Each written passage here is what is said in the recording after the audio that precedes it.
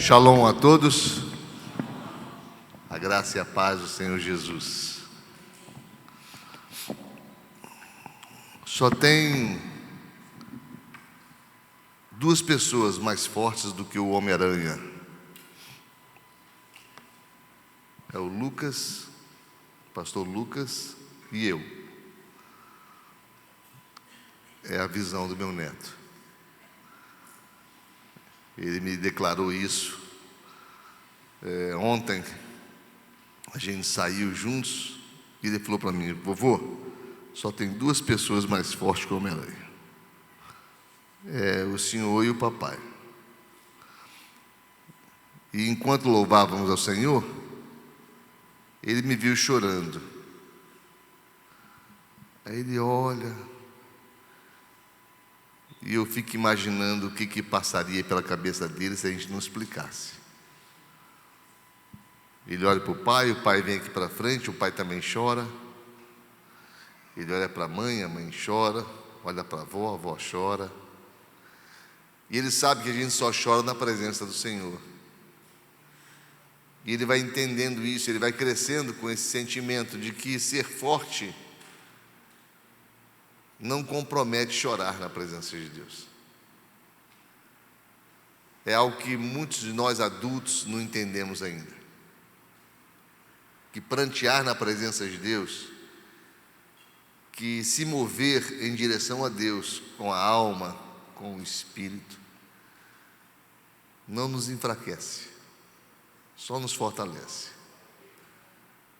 Porque à medida que nós somos fracos, mas reconhecemos que Deus é forte, Ele se faz forte através de nós. Amém, queridos? Quantos creem nisso? Levante sua mão e diga amém. Amém. Glória a Deus. Ensina a criança no caminho que deve andar. Eu lembro quando eu falo em oração, eu lembro da minha avó. A minha avó, ela tinha mais tempo com Deus do que com a gente. Era algo incrível. E meus pais tiveram a sabedoria de, quando a vovó entrava, eles não deixavam a vovó fechar a porta do quarto. Ela morava com a gente, morava com os meus pais. E a gente passava e via ela ajoelhadinha na beira da cama orando. E passar para lá, passar para cá, minha avó não levantava daquele lugarzinho, estava ali de joelho.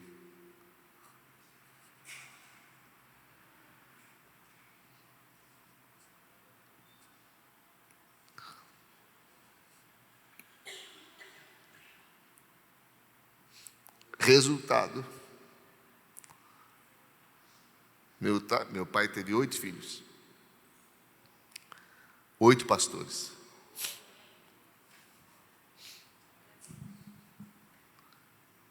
Vamos abrir a Bíblia em Romanos 12, 2.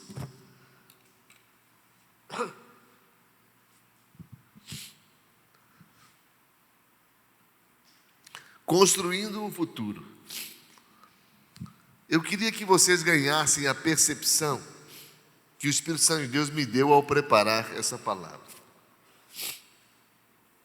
Romanos 12, 2 fala: não vos amoldem, não vos conformeis, não vos conformize com esse mundo, ou não tomem a forma do mundo.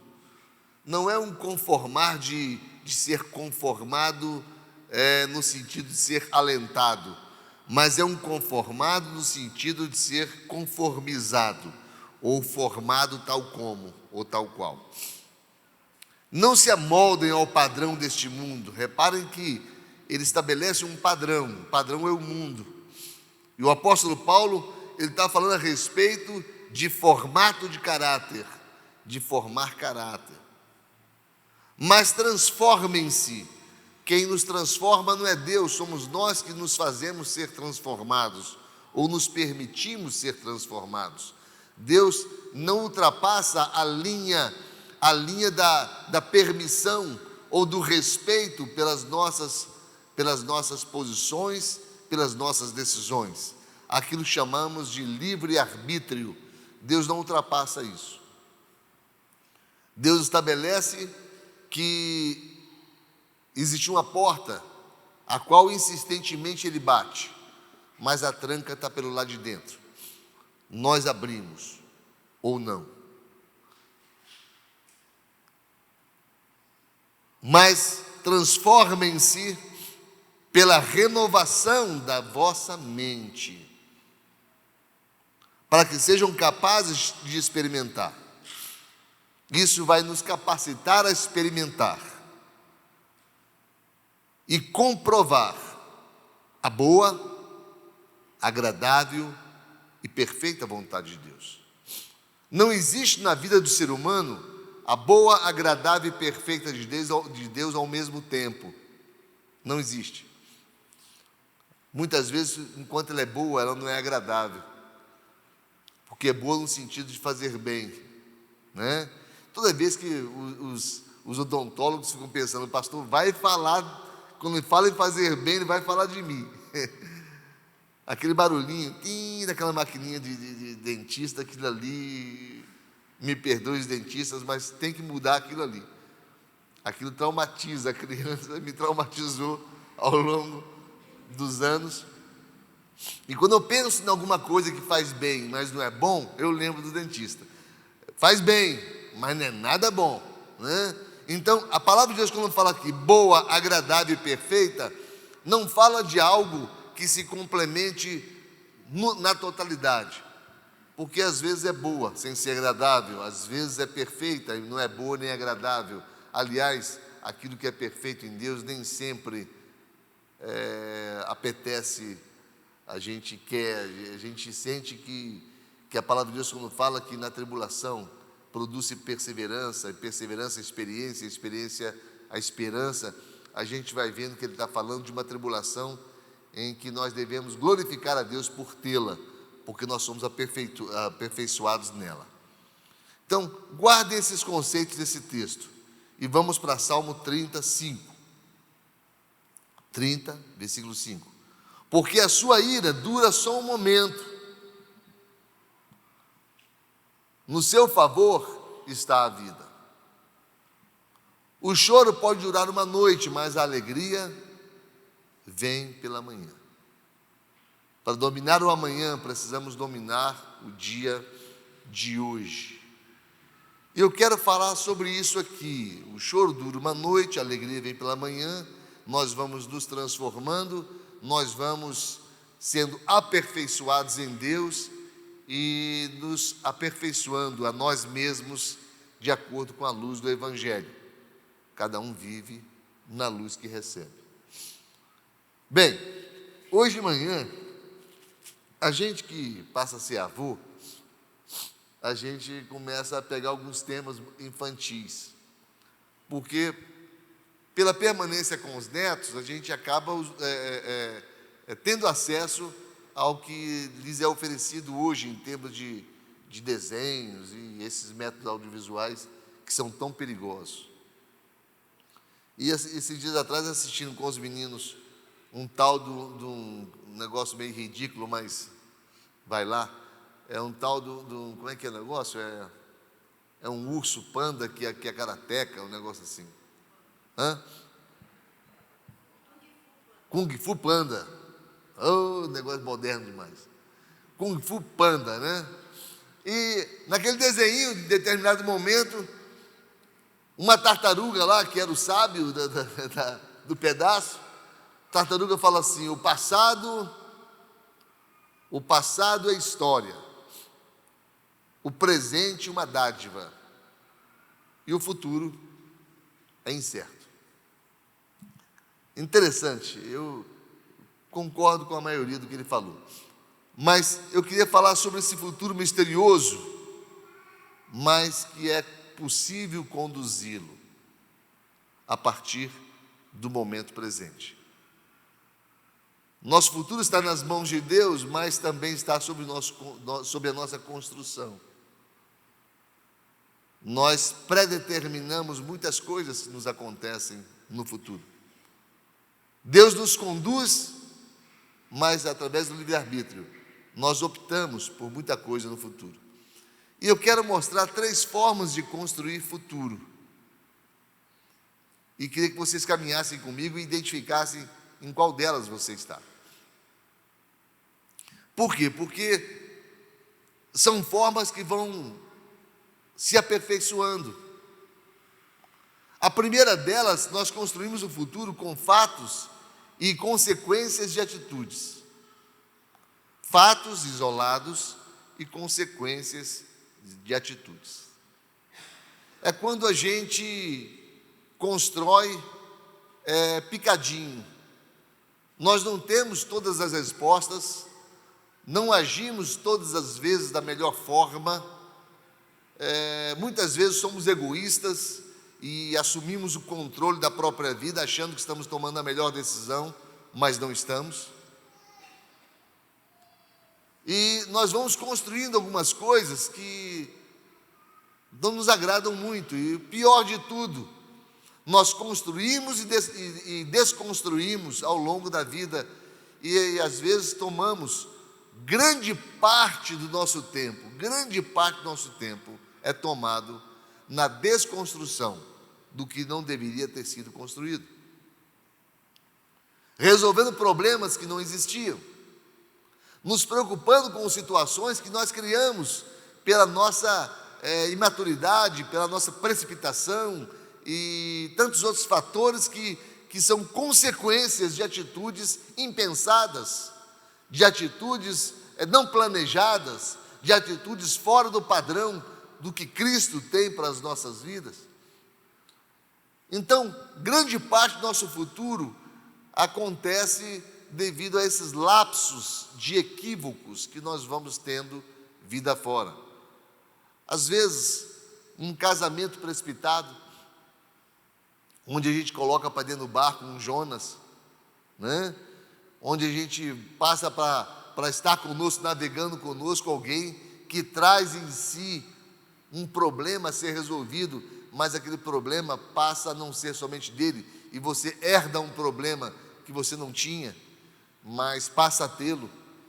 E você vai dividindo a vida com pessoas, você vai estabelecendo companhias que não são tão desejáveis, e o pior de tudo, que você vai se decepcionando, vai descobrindo lá na frente o mau caratismo, o desvio de caráter e tantas outras coisas que vão envolvendo, e você vai vendo que o melhor da vida, você se utilizou muito pouco dele. Lá em Josué 3,5, eu queria só para exemplificar, Josué fala assim: santificai-vos hoje, porque amanhã o Senhor fará maravilhas entre nós. Então o que nós vemos? Um futuro de promessa de maravilhas, mas com um pré-requisito de uma santificação. Se a gente pegar em Mateus capítulo 21, a partir do verso 12, mostra Jesus entrando no templo e vai mostrando que o processo de santificação, de purificação do templo, requer algumas mudanças, às vezes drásticas. O texto fala assim: tendo Jesus entrado no templo, expulsou a todos que ali vendiam e compravam. Uma vez eu preguei sobre isso, não só uma vez, 2, 3, 4, ao longo do nosso ministério. É um texto muito rico, mas eu exemplifiquei dizendo: como é que vocês acham que Jesus expulsou os cambistas e derrubou a mesa das cadeiras dos que vendiam pombas? Será que Jesus falou assim: ô querido, licença aqui, deixa eu derrubar essa mesa aqui, licença um pouquinho só, deixa eu abrir aqui essa gaiola de pombinhos, sai, show, ovelhas que estão sendo usadas por princípios desiguais? Será que Jesus tinha essa educação, esse jeito, ou ele chega metendo o pé na mesa? Ele chega, como a gente costuma dizer, chutando o balde, chupando o balde, entrando no balde, subindo no balde, derramando o balde, fazendo tudo com o balde. É claro que Jesus se irou sem pecar, se indignou e expressou essa indignação. Agora, esse processo foi para quê? Para que viessem a ele no templo cegos e coxos e ele os curasse. para que o poder de Deus fosse manifesto. E mais, para que crianças pudessem cantar hosanas ao filho de Davi, e ele pudesse ter louvor perfeito pela boca das crianças. Então foi um processo. A santificação gerou poder, que gerou o perfeito louvor. Mas é um processo doloroso. É um processo de impacto. Então, quando Josué fala, santificai-vos hoje, o que vocês acham que o povo fez? Vestiu uma roupinha branca, colocou uma asinha nas costas, joelhou e ficou orando o tempo todo? Não, o povo foi consertar tudo aquilo que estava errado em meio à comunidade, porque é o conserto que promove a santificação. São as mudanças que promovem a santificação. Então, esses atos isolados propõem à nossa vida pequenas mudanças, mas muitas delas são tão pequenas que são imperceptíveis.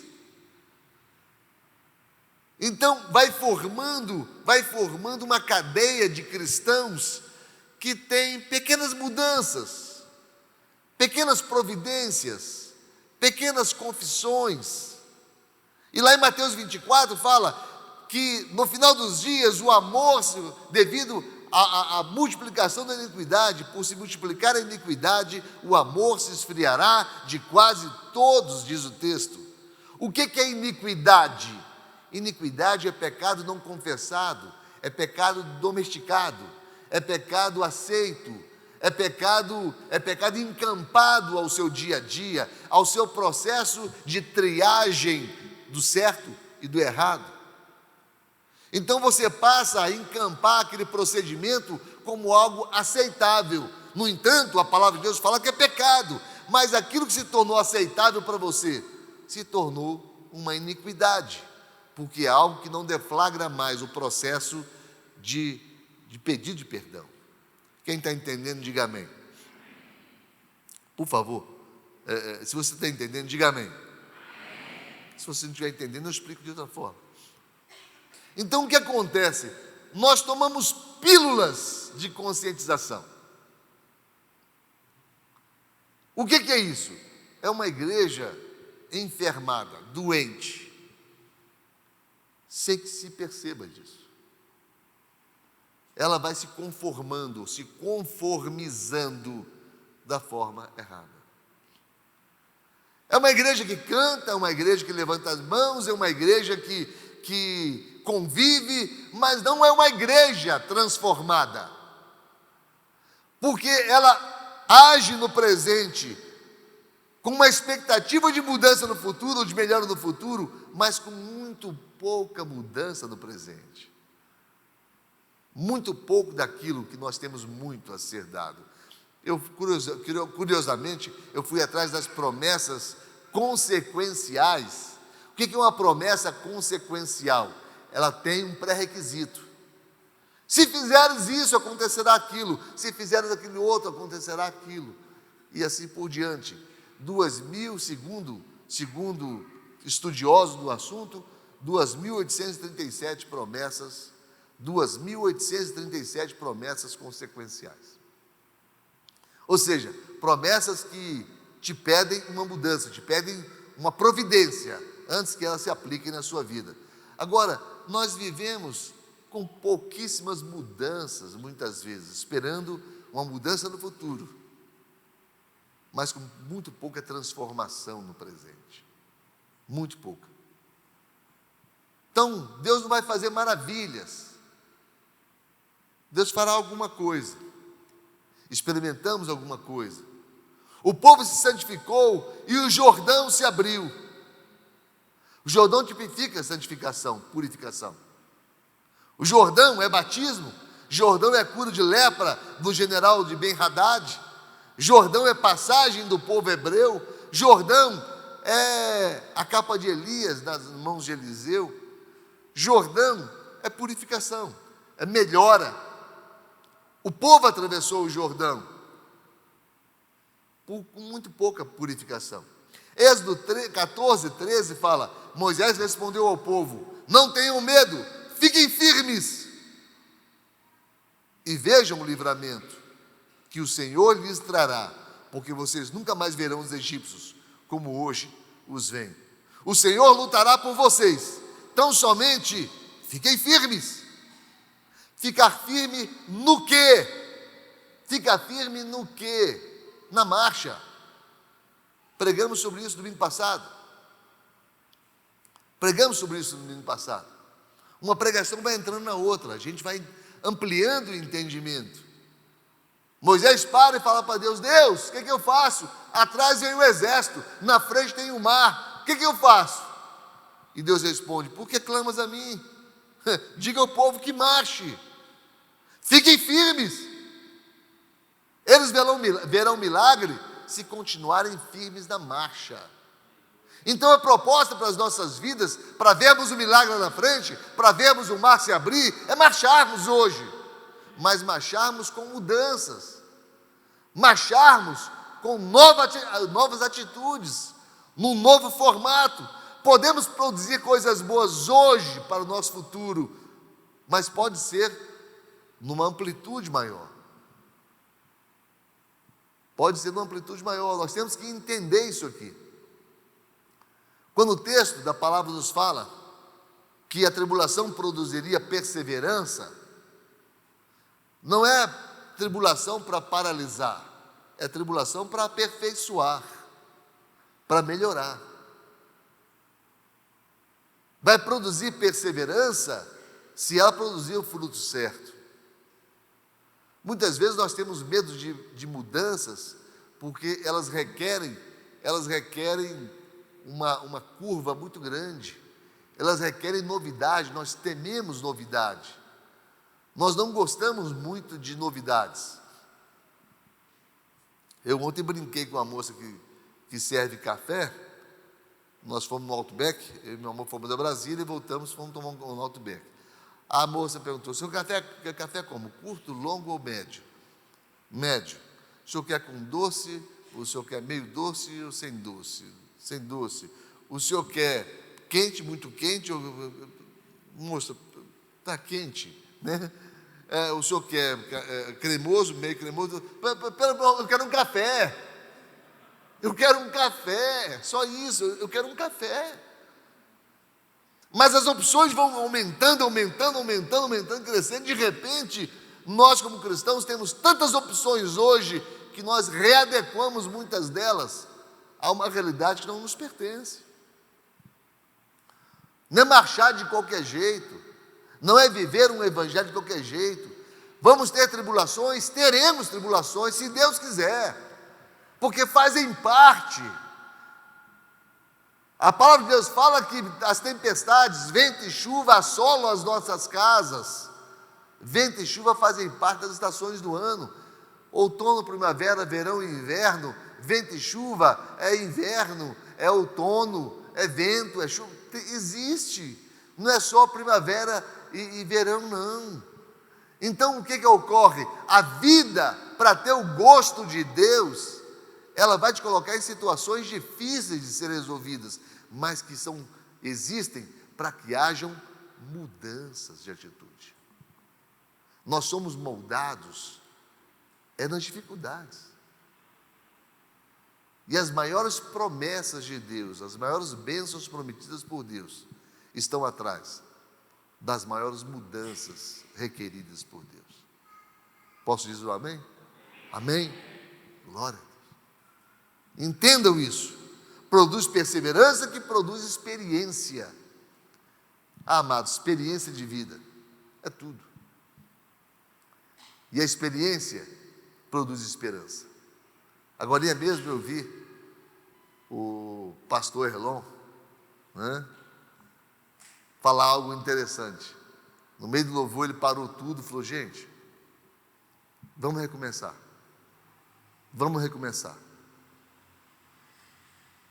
Quando ele falou, Erlon, eu estava a 30 segundos de tomar essa posição. Eu baixei, peguei o microfone, coloquei na cadeira, falei: eu tenho que parar o louvor para recomeçar. Por quê? Porque você não consegue santidade ou não consegue adoração e louvor de fora para dentro. Não existe avivamento de fora para dentro. Tem gente que vem aqui à igreja e está ali do lado, alguém do lado dele grita, aleluia! E ele olha do lado, aleluia! Aleluia, né? A pessoa começa a aplaudir e vai aplaudir também. Glória a Deus! Aí cria coragem, glória a Deus, né? Eu não sei quem assovia comigo, eu sei que eu assovio. Não vou glorificar a Deus, eu assovio. Até uma vez foi alvo de uma crítica de alguém que olhou para o lado e falou, o senhor está assoviando dentro da igreja? Aí eu abri o texto, mostrei para ele, ó, meu Deus assovia, Deus também assovia. Se Deus pode assoviar, então eu posso, né? É uma expressão minha, né? E de repente a gente fica esperando do lado da gente ali, pessoas que cause esse avivamento. A gente espera que o ambiente mude, a gente quer que o chão estremeça, e de repente o vento, e de repente Deus está aqui. Por quê? Eu arrepiei, então Deus é um arrepio? Poxa, então se é um arrepio, sabe, bota os 6 ar-condicionado no máximo aí, vamos arrepiar esse povo. Se é falta de arrepio, vamos arrepiar, mas não é isso. Avivamento começa de dentro para fora, para tudo. E o Elon falou isso, para tudo. Ora, começa a trazer Deus para dentro. Começa a trazer Deus para dentro. Que produza uma experiência pessoal. Que produza uma experiência pessoal. Você tem que sentir a mudança que o Espírito Santo de Deus está propondo a você. Não pode ser pinçado por pequenas experiências. Nós não construímos um futuro muito salutar com pequenas mudanças. Nós precisamos nos adequar a mudanças extremas muitas vezes. Porque a nossa vida tem sido muito permissiva. Eu falei no começo que ações e comportamentos permitidos são comportamentos ensinados. E nós somos uma geração muito permissiva. Uma geração que está perdendo o brilho do evangelho da mudança. Nós não nos propomos a mudanças radicais, mas precisamos nos propor a mudanças radicais. Quem está entendendo, diga amém. Ok. Segunda forma de construirmos o futuro, com o nosso estilo de vida. Guardem isso, um estilo de vida. O que é o estilo de vida? Vamos lá. Marcos 4, 26 e 27. E ele prosseguiu dizendo, o reino de Deus é semelhante a um homem que lança sementes sobre a terra, dia e noite, ou noite e dia, estando ele dormindo ou acordado, a semente germina e cresce, embora ele não saiba como. Semeadura que você faz no presente determinará o estoque amanhã. Entenda uma coisa, a gente sempre pensa, nós temos que semear hoje, porque aquilo que eu planto, uma sementezinha, eu colho amanhã. Na realidade, queridos, dependendo do que você planta, você não colhe amanhã, não. Você colhe a vida toda. A vida toda. Planta uma semente, um caroço de manga, para você ver uma coisa. Você vai colher manga a vida toda. Um caroço de abacate, uma semente de abacate, você vai colher abacate a vida toda. Houve só um plantio. Então, a gente precisa entender que, às vezes, o estilo de vida cristão nos dá abundância. E nos dá abundância mesmo. Eu fui funcionário do Banco do Brasil, 20 anos. E um dia o banco lançou um plano demissional voluntário, PDV. E eu fui estudar aquilo, fui ler aquilo, e eu quis entrar, porque eu entendia que se eu administrasse a minha vida, o meu potencial, eu ganharia mais do que vendê-lo à empresa que eu participava. E aquilo, com aquele impulso, fui conversar com minha esposa, com meu amor falou, se você sente isso, eu estou junto com você, na tua decisão, o que você decidir, eu estou junto com você. Outros colegas falavam, você está ficando doido, eu vou marcar para você uma consulta num psiquiatra, a gente tem que intervir, tem que fazer alguma coisa. Um cara de 37 anos, se não me engano, depois tem que fazer as contas, 30 e poucos anos, com 3 filhos, com um emprego sólido, um emprego bom, na época ainda era muito bom, com plano de assistência médica, com tudo, vai largar esse emprego para ficar desempregado com 3 filhos, você precisa de um psiquiatra. Eles não tinham a leitura que a gente tinha. Eu parei, fiz tudo muito bem pensado, com tudo aquilo que eu vou receber, que eu não receberia se eu não saísse, mas saindo os prêmios que eu vou receber, eu construo isso, eu inicio um plano paralelo de produção e colocando a presença de Deus, Deus me dando paz no coração, pedi demissão. Aí a administração do banco me chamou e falou, nessa demissão não é para você. Isso aqui é um descarte, a gente não tem interesse em descartar todo mundo. Eu tinha 36 cursos dentro do banco já.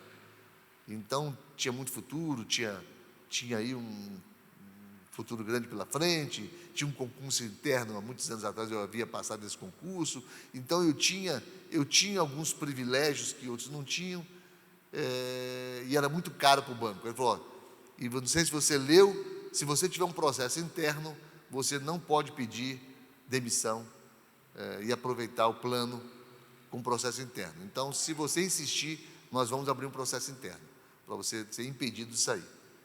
E eu não liguei para aquilo, continuei pedindo, porque eu tinha convicção da minha saída, abri o processo, eu me defendi dentro do processo, provei minha inocência no processo, o processo foi arquivado, eu pude sair, e depois que eu saí, eu movi uma ação contra o banco moral, pelo processo que me deram, quando eu não tinha nenhum resquício de culpa naquilo, abri um processo na vara civil, ganhei o processo contra o banco, o capital que eu saí quase que duplicou, e eu pude montar meu projeto, do meu projeto eu teria 60% do meu ganho, se eu aplicasse bem aquele valor. Por que eu estou contando isso para vocês? Porque até hoje eu vivo daquilo que eu planejei. Até hoje, o que eu produzi e que eu deixei o barquinho afundar, falei, esse barquinho chamado Banco Brasil vai afundar, mas eu vou ficar com um iatezinho ali, tá, com 60% do meu ganho, eu vou ter que levantar o esforço para 40%, e eu tinha 300% de potencial para desenvolver, e eu saí com tudo para desenvolver meu potencial, e Deus foi juntando um estilo de vida para mim. Nesse novo estilo de vida que Deus permitiu que eu entrasse, tinha conscientização, tinha dependência de Deus, muito trabalho, teve muita luta, mas Deus permitiu que eu criasse um estilo de vida. O que aconteceu? Quando nós iniciamos a nossa empresa, eu tenho uma empresa que administra shopping centers, e faz implantação vocacional.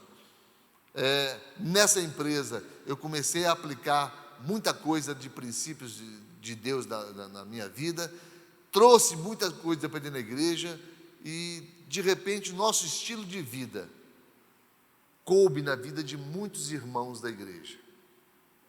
Muitos irmãos que hoje estão aqui conosco e que vivem conosco se alimentaram desse novo estilo de vida para a vida deles e tem dado certo na vida deles. E que estilo de vida é esse?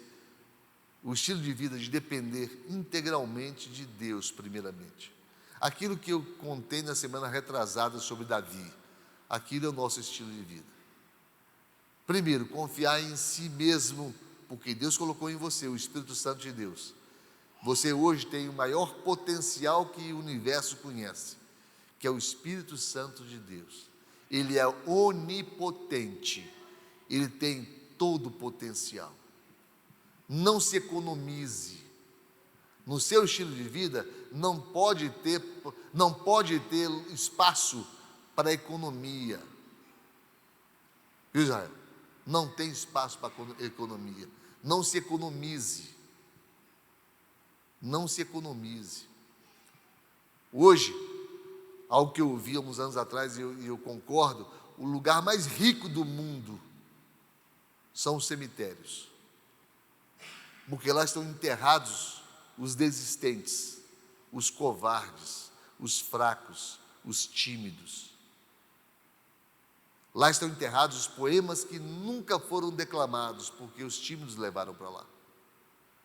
Projetos que nunca foram desenvolvidos, porque os fracos levaram para lá. Então existe um estilo de vida proposto por Deus para a vida do cristão. E não é um estilo de vida fraco, não. É um estilo de vida de ser cabeça e não cauda. É um estilo de vida de ficar na dependência total de Deus, mas crendo no potencial que Deus derrama sobre a nossa vida. É um estilo de vida que faz com que você semeie e que você colha a 100 por 1 lá na frente. Não é assim, Bruno? A 100 por 1 lá na frente. É a promessa de Deus sobre a nossa vida, de uma vida melhor, futura, se você hoje não se economiza e se derrama todo em Deus nos dias de hoje. É parte daquilo que a pastora Rebeca falou. É aquilo ali. Se você planta uma árvore frutífera hoje, você não garante uma colheita. Você garante um sustento para o resto da sua vida. E principalmente se você aplica o Salmo 1. Bem-aventurado o homem que não anda no conselho dos ímpios, não se detém no caminho dos pecadores e nem se assenta na roda de escarnecedores. Antes o seu prazer está na lei do Senhor, e na sua lei medita de dia e de noite. Ele é como árvore plantada junto à corrente de águas, e que no devido tempo dá o seu fruto, e cuja folhagem não murcha, e tudo quanto ele faz, tudo será bem sucedido. Amém, queridos? E Josué também ouviu isso. Não cesse de falar deste livro da lei, Josué 1:8. Antes, medita nele de dia e de noite, para que tenhas o cuidado de fazer segundo tudo quanto nele está escrito. Então, farás prosperar o teu caminho e serás bem-sucedido. Então, o sucesso no futuro tem nome. O sucesso no futuro é mudar o estilo de vida, é ter uma vida entregue nas mãos do Senhor, é ter uma vida regida por Deus, pelos seus princípios, cheias de luta, cheias de altos e baixos, mas com uma certeza absoluta que o Senhor estará conosco no dia de amanhã. Porque o que você planta hoje te garante o futuro, e garante, queridos, e garante o futuro. Então, tem a primeira forma, que é você produzir um pouquinho aqui, outro pouquinho ali, viver uma vida mediana, uma vida medíocre. Uma vida medíocre, uma vida média. É você estar ali na nota 60, 55, fugindo do vermelho. Vocês lembram disso na época de prova, né? Fugindo da reprovação. Tão somente garantindo o sustento. Mas não é esse o projeto de Deus para a nossa vida. Não é esse o projeto de Deus para a sua vida. Meu genro, quando foi casar com a minha filha, o Daniel, veio pedir a mão dela em casamento. Eu falei para ele assim: tudo bem, mas eu tenho umas exigências antes de abençoar vocês. O que é? Eu falei: a primeira coisa, pede demissão. Mas pastor, eu quero casar com sua filha, você quer que eu fique desempregado? Eu falei: Para você poder aprender a ganhar dinheiro. Se você ficar empregado, você não vai saber ganhar dinheiro, não vai ter tempo para isso. Vai estar trabalhando o tempo todo. Você precisa pensar, você precisa ver teu potencial, você precisa buscar em Deus teu potencial, você precisa multiplicar teu potencial, você precisa se conhecer. E se você ficar trabalhando para os outros, vendendo 8 horas por dia para ser mal remunerado, claro que foi um dos passos, uma das coisas, mas tem que haver um estilo de vida de dependência de Deus. Tem que haver um estilo de vida, quando você planta com discernimento, garantindo futuro, não somente uma boa colheita, mas muitas e sucessivas colheitas. É o que Deus quer para a nossa vida. Se você não está satisfeito com sua colheita de hoje, mude o estilo de vida, mude sua semeadura de hoje, porque você está colhendo o que plantou ontem, certamente irá colher amanhã, o que plantou hoje. Se você hoje está confuso, se você hoje está insatisfeito, você está plantando isso. Efésios 6, de 1 a 3 fala: vós filhos, sede obedientes aos vossos pais do Senhor, porque isso é justo. Honra teu pai e tua mãe, que é o primeiro mandamento com promessa. 2873. Esse é o primeiro deles, com promessa, para que te vá bem e vivas muito tempo sobre a terra. Então, quer ir bem, quer que viver muito tempo sobre a terra? Está aqui uma dica: honra teu pai e tua mãe, sejam eles quem forem. Princípio, estilo de vida. Um estilo de vida. Você vai viver muito e bem. Vai viver muito bem. É promessa de Deus. Não tendo um estilo de vida de desonra, que é um dos princípios desse estilo de vida. A primeira agência socializadora que conhecemos é a nossa família. O primeiro molde de estilo de vida é a família. Construa um bom estilo de vida dentro da sua família. Eu comecei falando sobre meu neto, me vendo chorar ali na presença de Deus. Eu olhei para ele, o olhinho arregalado, olhando para mim, e eu fiz assim para ele, ele riu, ele compreendeu que eu estava chorando na presença do meu Deus. Isso não me faz eu ficar mais fraco do que o Homem-Aranha. Isso pode. Ele vai aprendendo esse estilo de vida. O estilo de vida de estar na presença de Deus. Eu me entrego, eu me derramo. Estou na presença da minha própria vida. Eu sou um bom pai, um bom marido. Somos casados há 40 anos, graças a Deus. Olho em volta, vejo os filhos dos filhos, e a paz sobre Israel. O que é isso aí? Isso aí é o estilo de vida que Deus quer para cada um de nós. Uma vida entregue nas mãos do Senhor, uma vida de construção contínua, contígua, constante, e colhendo frutos lá na frente. Mas eu quero falar uma coisa para vocês, para nós concluirmos no último. Na psicologia comportamental, aprendemos sobre o estímulo e resposta. Aprendemos que o comportamento permitido é comportamento ensinado. Por isso, não se permita viver de forma irresponsável a palavra. E vem a última forma de você mudar o seu futuro, de você construir um futuro melhor. Porque o estilo de vida não é tudo. Ele garante uma vida boa aqui na terra. Garante. Garante. Pode colocar nas mãos dos meus filhos qualquer dinheiro e pode contar dias depois, olhar, o dízimo vai estar aqui dentro. Isso foi ensinado desde pequenininho. Hoje nós tivemos um spa lá em casa, eu e meu amor. Os 2 netos foram passar a tarde com a gente. Aí a Júlia falou: vou fazer um spa. Eu falei: faz, bota o teu preço. Aí ela colocou lá a tabelinha, né, amor? Quanto ela cobrou mais de mim do que de você. Eu vi, ela me explorou. Ela me explorou, mas eu deixei ser explorado. Ela fez um serviço bom. Aí eu falei para ela: mas você não vai conseguir massagear o vovô e a vovó ao mesmo tempo. Ela falou: o que eu faço, vovô? Eu falei: contrata teu irmão. mão de obra barata, porque ele é menor, ele não vai entender, promete para ele R$10. Aí eu vi ela conversando com ele: Josué, nós vamos pegar o creme, enquanto eu passo na vovó, você passa no vovô.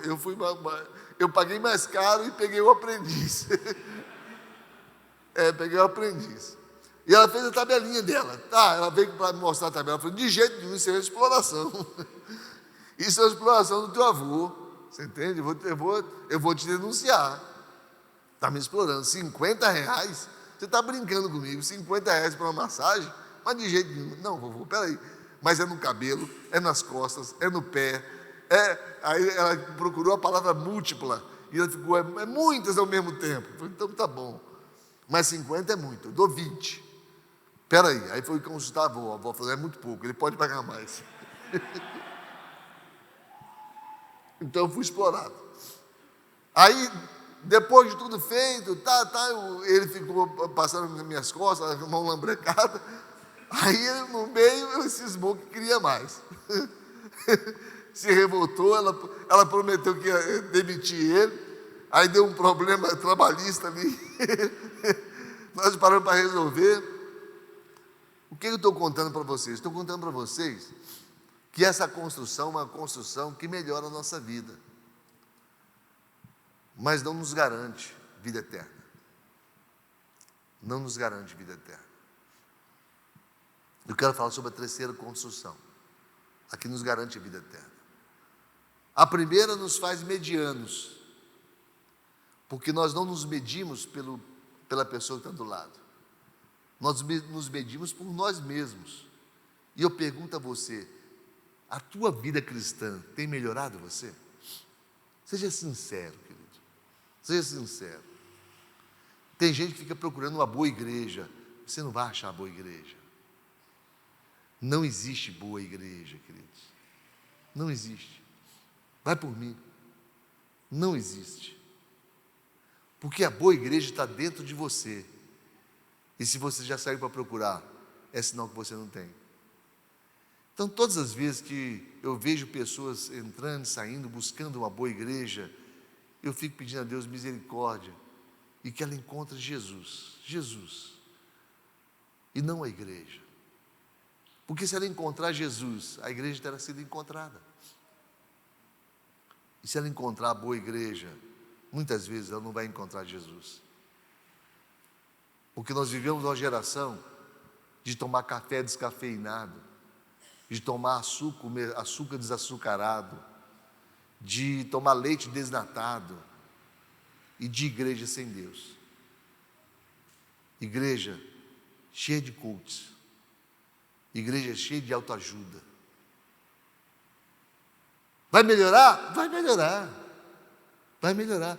Mas é para isso que a igreja existe? Se a igreja existe para isso, queridos, então bem-vindos ao Rotary Club, ao Lions Club. Por quê? Porque são propostas naturais, são propostas de ajuntamento para melhorar a sociedade, para melhorar os relacionamentos. Isso aí não há desprestígio algum nessas instituições, muito pelo contrário, são louváveis, ajudam a nós nos sociabilizarmos melhor. Mas a vida não é só isso. Aquilo que a igreja tem a chave dos céus. A igreja do Senhor Jesus, ela tem que ser uma proposta de transformação tal que nos leve, nos conduza à eternidade.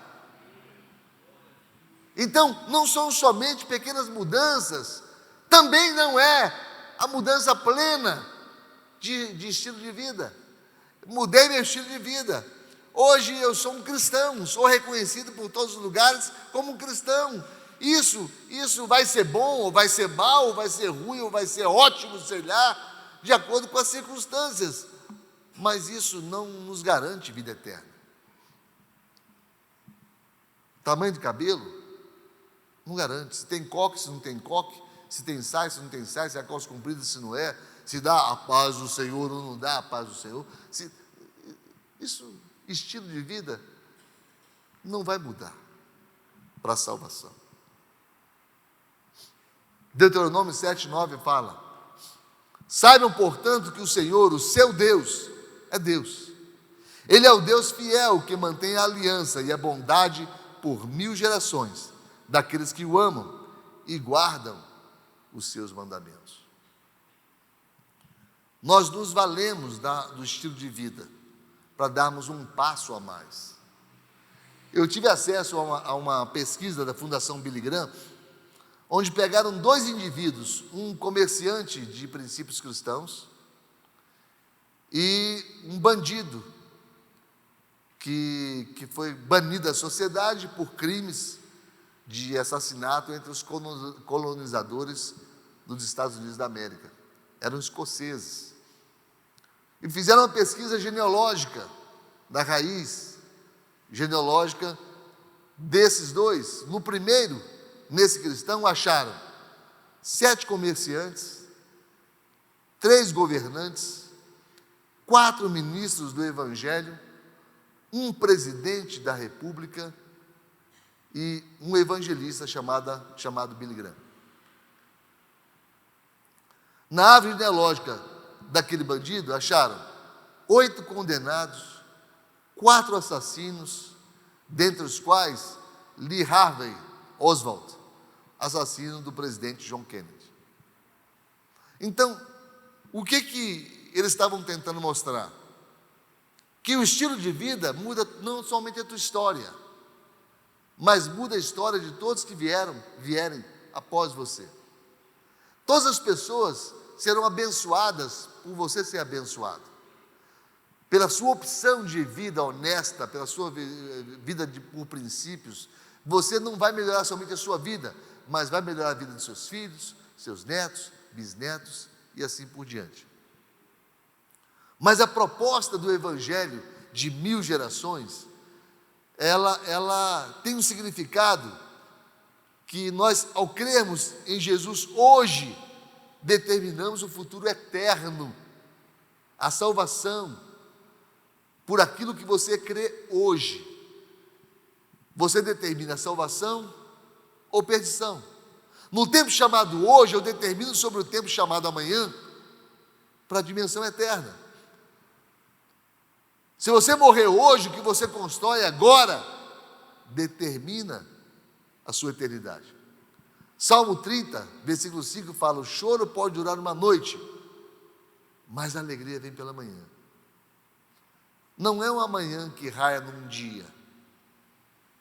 Existe na Bíblia muitas figuras que são tiradas de contexto. Quer ver uma delas? De que adianta o homem ganhar o mundo inteiro e perder a sua alma?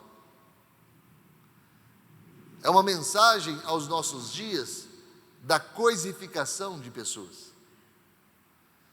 Onde deveríamos amar as pessoas e usar as coisas, nós fazemos o contrário. Coisificamos pessoas. Então, o tema do texto diria assim: de que adianta o homem enriquecer e perder a capacidade de amar e ser amado?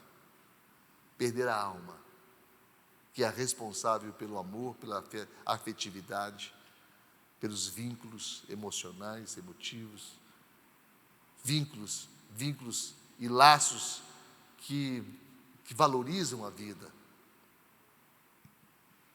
Nós precisamos entender que as coisas não valem nada se não tiver amor por trás delas. Eu conto uma história aqui que eu sempre me lembro. Eu fui pregar em Manaus, Mir, em Manaus, e na volta de lá eu estava no aeroporto e vi um sorvete de tapioca. Sorvete de tapioca. Minha esposa é apaixonada de tapioca. Ela faz aniversário agora. Se você achar alguma coisa de tapioca, pode dar, que ela gosta de tapioca. Aí eu procurei alguma coisa. Você conhece o aeroporto de Manaus? Procurei, não achei nada. Aí achei, desculpem o pessoal da Nestlé, desculpem, mas eu achei lá um pacotezinho de sorvete da Nestlé. Desculpa, que bom, né? De isopor. Aí um isoporzinho. Aí eu falei: já sei o que eu vou fazer. comprei aquilo, fui lá no banheiro, descartei o sorvete. Que bom, desculpa aí o pessoal daqui, bom. Lavei e falei para o irmão: enche aqui desse sorvete de tapioca. Ele encheu de sorvete de tapioca, eu tapei ali, deu um jeito de apertar aquilo. Para entrar no avião foi aquele sacrifício, vocês imaginam, porque não entra líquido, né? Eu tive que conversar com o pessoal primeiro, dizendo que eu ia comprar um sorvete. Aí o pessoal do embarque pegou o sorvete, levou, eles mesmos levaram para dentro para eu pegar depois que eu embarcasse o sorvete, porque era manufaturado, essas coisas assim. Se fosse que bom, lacrado, não tinha problema, talvez. Então esse esforço todinho, foi o melhor suco de tapioca que minha esposa tomou. Foi uma maravilha. Chegou aqui suco. Mas o valor daquilo era porque minha esposa gostava de tapioca. O valor das coisas está no uso pelas pessoas. Então o texto fala: de que adianta o homem ganhar o mundo inteiro e perder a capacidade de amar e significar as coisas que ele tem. Então é o que o texto fala. E esse texto aqui fala assim: o choro pode durar uma noite, mas a alegria vem pela manhã. Que manhã é essa? É o sol da manhã. É o sol da justiça. Vai amanhecer para todos nós que somos salvos. Nós vivemos numa vida de intempéries, numa vida às vezes de noites incontáveis, mas um dia vai amanhecer para todos nós. Um dia o sol da justiça vai surgir na vida de todos nós. É aquele momento em que você vai largar esse mundo e vai iniciar a vida vindoura, onde não há sofrimento, onde não há nenhum tipo de desafio terreno, onde vai ser apenas a premiação pela graça, pela misericórdia de Deus a todos nós. Hoje de manhã eu falei algo que eu tenho dito várias vezes, e é importante que vocês ouçam bem, para que eu não seja pré-julgado. Ninguém vai para o inferno pelos pecados que cometeu. Ninguém.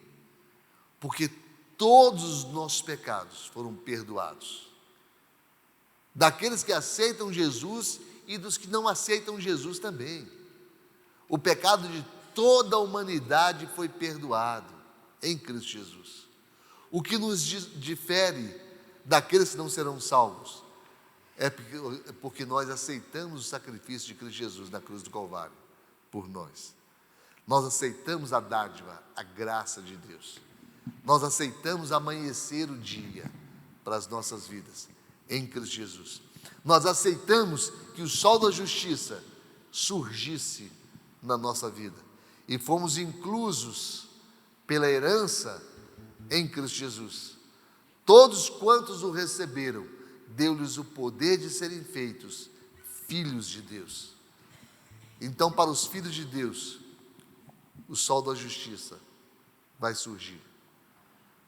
Para os filhos de Deus, um dia vai amanhecer. Para os filhos de Deus, um dia verão raiar a luz da salvação em Cristo Jesus. Vamos ficar de pé? Que futuro te aguarda? O futuro das pequenas mudanças? O futuro do estilo de vida?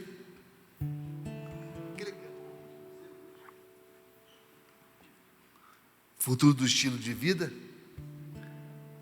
Porque tem muita gente que apazigua a alma com uma boa vida. Livre-arbítrio. Livre-arbítrio. Agora, se você se contenta com uma vida boa, sem que ela um dia amanheça, você não sabe o que você está perdendo. Você não entendeu ainda muita coisa. Você precisa experimentar de Deus. Tem muita gente que frequenta uma igreja cujo Deus ele nunca conheceu. Tem muita gente frequentando e vivendo um novo estilo de vida, mas sem o despertamento do sol da justiça em sua vida. Muita gente que se contenta com o segundo plano, o plano do novo estilo de vida. Meu irmão, não se contente com isso, queira mais. Queira mais. Se você é alguém que não quer se contentar com somente estilo de vida e quer reforçar, renovar ou fazer pela primeira vez um convite para Jesus, para que Ele viva na sua vida e dê a você a esperança do despertar do sol da justiça, do amanhecer na sua vida, eu quero desafiar você, para que você não saia por essas portas contente com um novo estilo de vida, mas que você saia daqui convicto de que um dia será dia eternamente, de que um dia o sol da justiça vai surgir na sua vida e vai haver salvação na sua vida. Baixe suas cabeças, feche seus olhos. Eu quero convidar e orar por você que quer esse terceiro plano. Eu quero orar por você. Aí onde você está, só levante uma de suas mãos. Eu quero orar por você onde você está. Amém. Mais alguém? Amém. Glória a Deus por isso. Amém. Amém. Glória a Deus por isso. Glória a Deus por isso. Glória a Deus. Você que levantou a mão, ainda mantenha sua mão levantada, por favor. Pai, no nome de Jesus, a tua palavra nos diz, Senhor Deus, se com a tua boca confessares Jesus como teu Senhor e em teu coração creres que Ele ressuscitou dentre os mortos, serás salvo. Que essa palavra se cumpra nessa noite na vida desses amados. Em nome do Senhor Jesus, que haja salvação, que haja o amanhecer de um novo dia na vida desses amados, em o nome do Senhor Jesus. Quantos podem aplaudir o Senhor Jesus pelo que Ele fez na vida desses amados? Amém. Glória a Deus. Podem se sentar, queridos.